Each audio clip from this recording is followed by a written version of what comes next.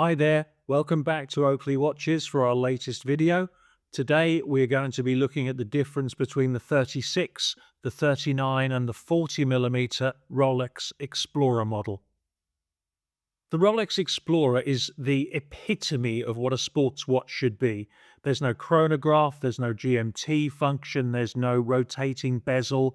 You've got three hands, you've got Arabic numerals, it's robust, it's strong, it's clearly legible.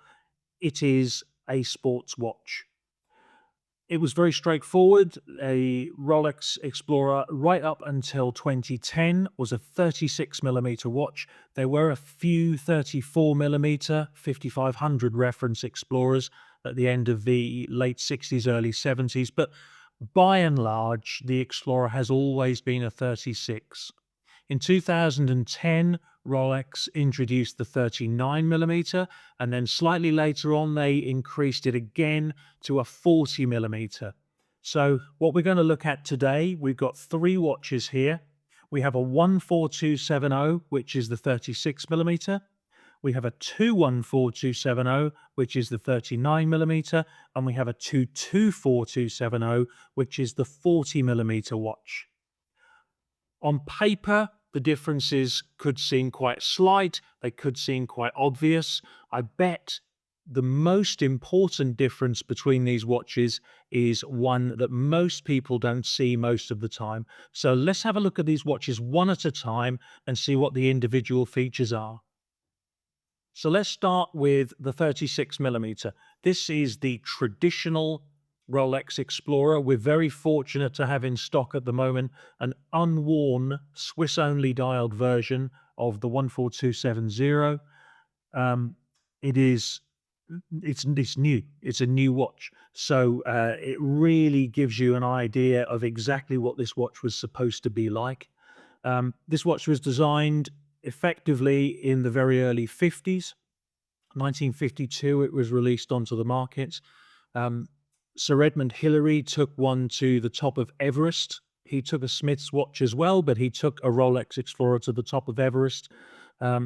Hence the strong connection between the Rolex Explorer watch and actual Explorers. So when we look at the detail of this, it has the classic Explorer dial.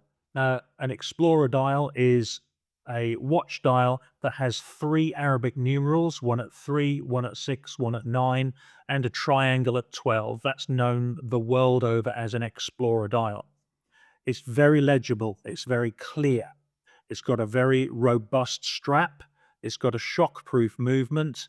The original design specification for it was that it should be a large size watch. 36mm doesn't seem particularly large these days, but bear in mind, we're talking about the early 50s. A normal large gents watch in the early 50s would have probably been a maximum of about 34. So 36 was a big watch back then. The 36mm Explorer is a very understated watch. It's perfect for traditionalists. It wears really well for a gentleman's wrist that is slightly slimmer than the average wrist, perhaps, or for a lady who perhaps likes a larger scale watch than the traditional 32 or 34mm. It's very, very versatile, it's very robust, it's very understated, and it is the perfect sports watch. Moving on, we're going to look at the 39mm that was launched in 2010. It was designed to make the Explorer fit with the larger size of watch that was and still is very prevalent these days. Larger scale watches for men, the norm is 40mm to 42mm. So in the last 50 years, that's changed quite dramatically. What they've done is they've retained the classic Explorer dial, of course. They've made some slight changes to it. People talk quite a lot about the difference between the Mark 1 and the Mark 2 dial. It's also Mark 1 and Mark 2 hands on a 39mm Explorer. On the Mark 1, the dial had no loom on the Arabic numerals and the hands were shorter. They made a bit of a correction to this because it didn't go down particularly well. They've added a very, very bright blue lume into the Arabic numerals, and they've extended the length of the hands so they touch the minute track. The result of taking such a classic design and making it 39 millimeters, it makes it feel more contemporary. It's got a little bit more wrist presence, and it's more suited to the average gent's wrist probably than the 36 millimeter is. There were some unusual proportions with this watch that we're going to come back to later, and they caused another shift just a few short years later into the 40 millimeter watch. So this is a lovely example of the 40 millimeter Rolex Explorer. This is the current reference, the most contemporary. It has the wrist presence of the 39 millimeter. There were a few minor adjustments, a few touches to the finishing that are slightly different. It's got an uprated movement. It's got the 3230 movement in it. Although, in all honesty, that's not going to make any difference to you or me.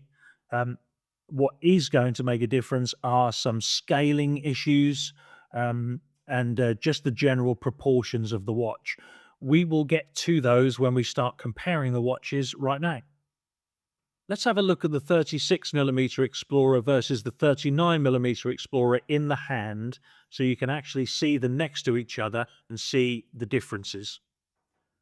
So when we look here side by side, we can clearly see that the case is significantly larger in the watch on the right.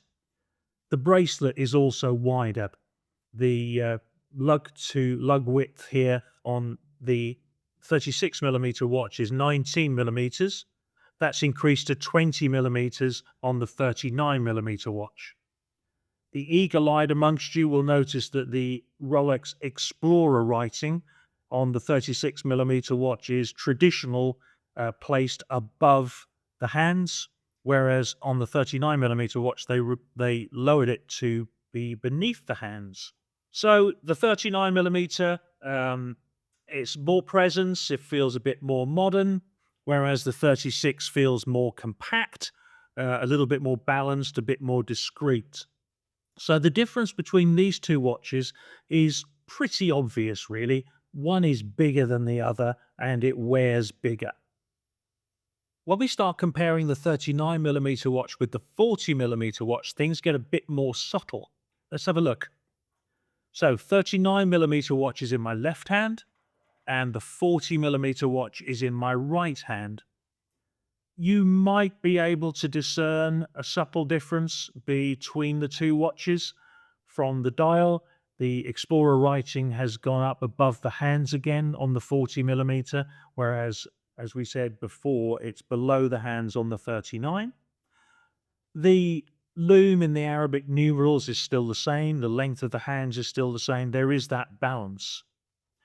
The dial certainly appears slightly larger if you look carefully, but it's not the size of the case that's really the most significant issue here. The most significant issue is the bracelet. If you do a comparison between these two bracelets, you will see that the 39 millimeter bracelet tapers down from its 20 mil at the case more sharply than the 40 millimeter does. So the clasp is wider on the 40 millimeter, the bracelet is wider on the 40 millimeter, and that gives it a more solid feel. It makes it feel a bit more chunky, and most people seem to believe that from a sports watch perspective, the proportions are improved. So, if you're in the market for a Rolex Explorer, which one is right for you?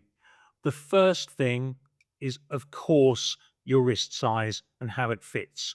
It is unlikely that the 36 millimeter watch would suit the same person as the 40 millimeter watch. A person that wanted a 36 millimeter watch would either have a smaller wrist or they would prefer a smaller watch on that wrist. So you might choose the 36 millimeter watch if you wanted tradition, if you wanted a proper Explorer, if you wanted the Explorer the way it has been since the very early 1960s. You might choose the 39mm watch if you have a larger wrist and like a larger watch, but you want it slightly more refined, a slightly more dressy feel than the more sporty versions. You would choose the 40mm watch if you have a larger wrist and you want that wider clasp to give you a sports watch kind of a balance as opposed to a dress watch kind of a balance. At the end of the day, all three of these watches carry the Rolex Explorer DNA and heritage that goes all the way back to 1952 and all the way back to Sir Edmund Hillary. Which one you choose is entirely down to personal preference, but whichever one you go for, you're going to get purity of design, you're going to get simplicity, you're going to get a rugged watch that will last you forever.